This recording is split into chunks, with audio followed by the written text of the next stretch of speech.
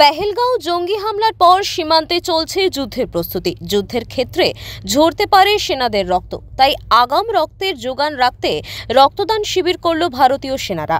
নদিয়ার ভারত বাংলাদেশ সীমান্তের কৃষ্ণগঞ্জ বিধানসভায় আয়োজন করা হয় মহতী রক্তদান শিবিরের, যেখানে কর্তব্যরত ভারতীয় সেনা জওয়ানরা রক্তদান করেন।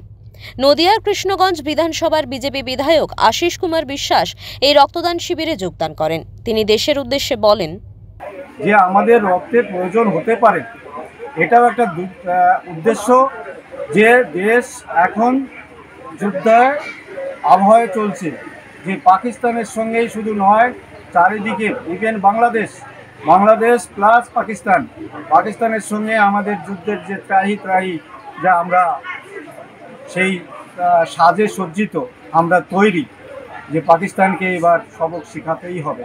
তার জন্যে রক্তদান আজকে এই জলকল মথুরাপুর এই খেলার মাঠে যে ব্যবস্থা এরা করেছে আমাদের রাজু ভাই, তার উদ্যোগে, অন্যান্য হিন্দু পরিষদ বজরং দলের উদ্যোগে, যে ভবিষ্যতে আমাদের রক্তের প্রয়োজন হতে পারে।